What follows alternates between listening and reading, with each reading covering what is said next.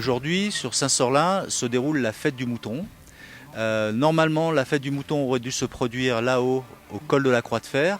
Les risques d'orage étant trop importants, nous avons préféré rester sur la station et faire une fête du mouton un peu réduite, mais quand même suffisamment représentative pour que nos touristes, nos visiteurs ou nos vacanciers puissent profiter de ce qu'est la transhumance, ce qu'est le métier du berger, ce que sont les métiers aussi des agriculteurs en montagne, tout ce qu'ils font pour notre montagne aujourd'hui. Voilà. Aujourd'hui, je vais fabriquer une tome pour l'occasion de la fête du mouton. C'était un petit peu imprévu, mais bon, vu les conditions météo annoncées, c'était la solution de repli. Voilà. Donc aujourd'hui, la fête du mouton, c'est aussi une fête un petit peu agricole.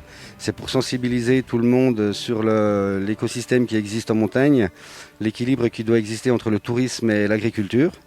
Et en l'occurrence, vu que l'été, il y a beaucoup de moutons qui viennent ici en estive, c'est pour ça qu'il y a une fête tous les ans pour présenter à tous les vacanciers comment s'organise la conduite d'un troupeau de moutons. Et ici, moi, je suis donc fromager à la coopérative et je fabrique le Beaufort. Et par les mêmes occasions, on fait des fabrications traditionnelles dans les stations pour montrer aux gens l'origine des fromages et comment on fait, leur présenter toute notre fabrication. C'est un métier qui ne s'apprend pas vraiment, c'est-à-dire que c'est un métier, on l'a ou on l'a pas. C'est depuis petit, c'est ancré en nous. C'est pas un métier où on se dit on va travailler pour un patron, puisque nous sommes le patron. Et d'où les difficultés. Hein. On n'a pas la responsabilité des ouvriers, mais on a la responsabilité d'un cheptel. Et avec les problématiques que cela engendre aujourd'hui, c'est-à-dire la prédation sur nos troupeaux de moutons et caprins surtout. Et puis on peut avoir pareil sur les troupeaux de bovins. Oui, ce matin on a présenté notre travail à nos chers vacanciers.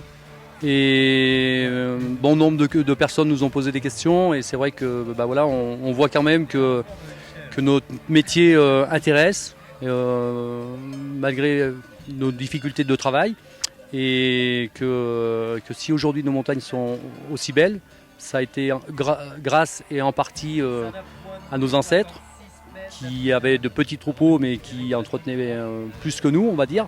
Mais si aujourd'hui on perd tout ça, on perd beaucoup.